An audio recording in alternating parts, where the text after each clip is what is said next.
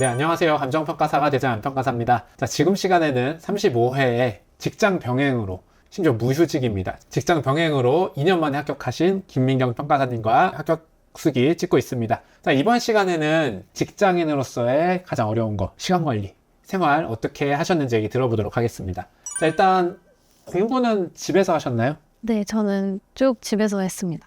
원래 뭐 고등학교, 대학교 이럴 때도? 워낙 집을 좋아하는 집순이라서 집에서 많이 했던 것 같습니다. 네, 알겠습니다. 자, 그럼 매일의 공부 패턴은 어떻게 됐어요? 제가 중간에 이사를 해가지고 이사 전후로 설명을 드리면 이사 전에는 이제 퇴근하고 집 가서 공부 준비하면 9시 정도 돼가지고 9시부터 12시까지 평일에는 3시간 정도 공부했고 주말에는 토요일 일요일 다 10시간 이상은 하려고 노력했습니다. 그리고 이사 후에는 집이 가까워져서 7시 반부터 1시까지 평일에 공부했고 주말에는 똑같이 토일 10시간 이상씩 하려고 했습니다. 아, 그러면은 이사 전에 조금 이제 출퇴근이 바빴을 때는 주 한 30시간 정도 목표로 했고, 그 다음에 이사 후에는 주 40시간 정도 목표로 했다. 네, 맞습니다. 그럼 혹시 그 이사를 공부를 위해서 이사를 하신 건가요? 네, 집이 이제 출퇴근 합쳐서 2시간 반 정도 걸리는 위치에 있어가지고 집에 가면 이미 체력이 바닥에 나 있기도 하고 공부 시간 확보도 어렵고 해가지고 집을 회사에서 가장 가까운 곳으로 옮겼습니다.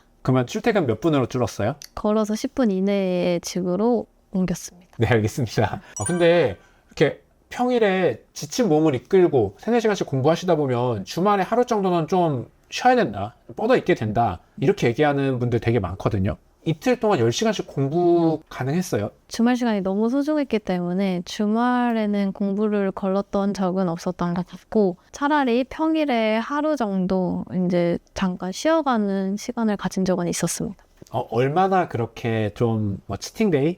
이런 게 얼마나 있었어요? 한 2주에 한 번 정도 쉬었던 것 같습니다. 진짜 너무 피곤해서 좀 숨도 잘 안 쉬어질 정도로 힘든 날들이 있었거든요. 그때는 쉬어줬습니다.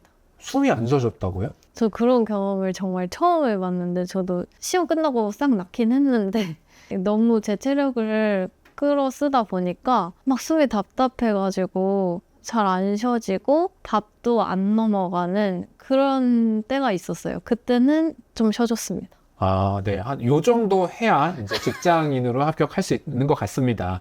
뭐 이 정도면은 운동은 거의 못 했겠네요. 운동 너무 하고 싶었지만 할 시간이 없어서 그냥 아예 안 했습니다. 자, 그러면 이제 수면 시간은 얼마나 주무셨어요? 전 정말 잠순이라 잠을 많이 자는데 최대한 줄여서 6시간 반에서 7시간 정도 잤습니다. 아, 그게 최대한 줄인 거예요? 네, 저한테는 그게 최대한 줄인 거였습니다. 평소에 몇 시간 정도 주무세요? 평소에 한 8시간 이상은 자야 되고 별일이 없으면 10시간 이상 자는 편입니다. 알겠습니다.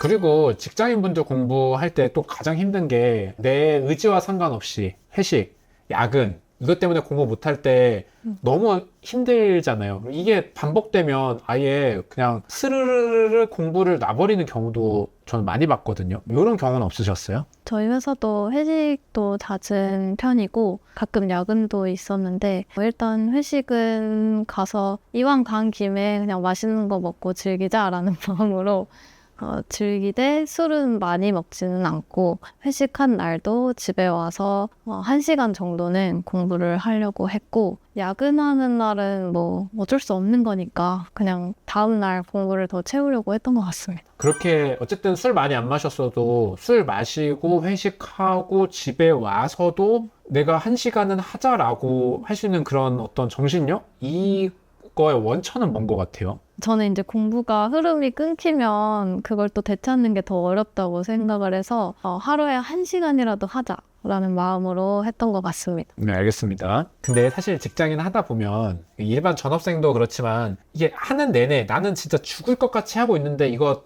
안 될 것 같다라는 생각이 사실 되게 많이 들잖아요. 사실 될 것 같은 적은 거의 없으니까. 네. 그러면 요럴 때 막 포기하고 싶어지는 순간들, 요럴 때는 없었어요? 안 될 것 같다는 생각이 들 때마다 더 되게 해야겠다라는 생각을 했던 것 같고 포기하고 싶다는 생각은 딱히 한 적이 없었습니다. 근데 원래 막 고민이 많고 생각이 많은 스타일은 아니어서 그냥 시작했으니까 하자 약간 이런 마음을 했던 것 같습니다.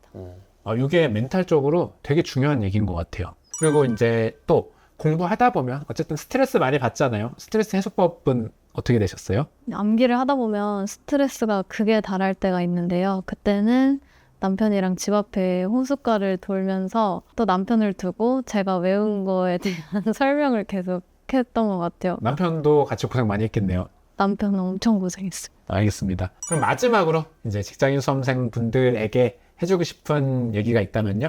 이왕 이 어려운 시험을 시작하기로 마음을 먹으셨다면 이 시험에 대한 고민을 너무 많이 하지 말고 또 너무 많은 사람의 이야기를 들을 필요도 없고 그냥 이 길을 가기로 했다면 난 할 수 있다는 것을 믿고 하루하루를 이겨내시면 결국 좋은 결과 있을 수 있다는 것을 말씀드리고 싶습니다. 제가 공유해드린 경험들이 공부하시는데 조금이나마 도움이 됐으면 좋겠고요. 다들 꼭 합격하시길 바라겠습니다. 네, 여기까지 하도록 하겠습니다.